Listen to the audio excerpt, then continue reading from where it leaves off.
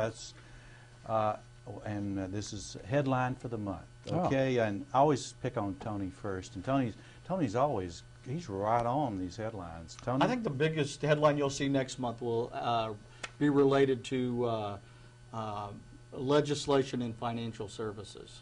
I think you're going to see a consumer,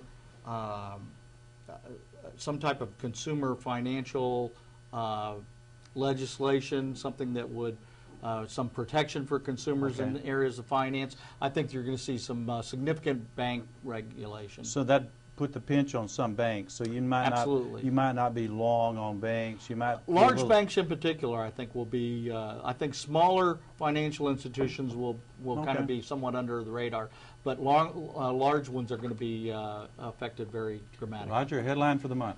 My headline is I think you're going to. We do a lot of work with boards of directors here and in Europe. And I think in the U.S. we're going to see a new move, partly coming out of what Senator Dodd is doing.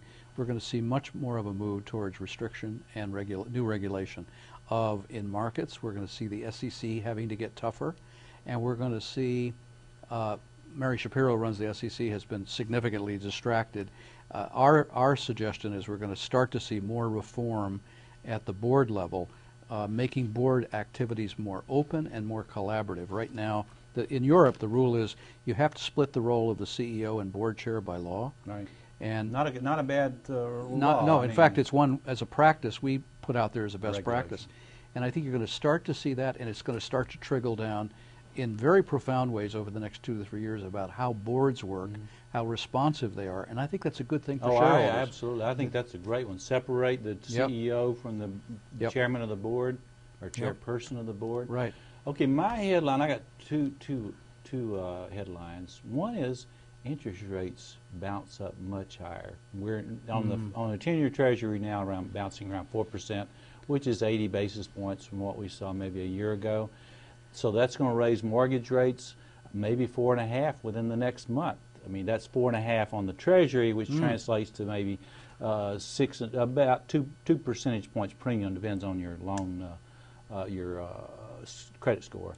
But now the second headline I'm going to give is oil prices. I think oil prices maybe break above $100 a barrel. Now that's a big jump. I mean, we're now at mid-80s or a little bit less.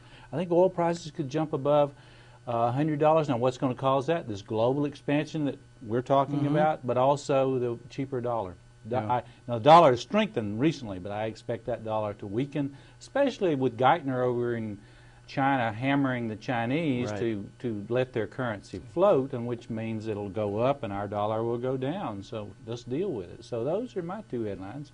Anybody want? What do you think the effect of interest rates will have on the rest of the economy and growth potential? Not as much as you might think, because even with these low interest rates, we haven't had a lot of lending. In other words, it's been an issue of not lending. In other words, the high quality folks are businesses, individuals are still going to be getting their loans.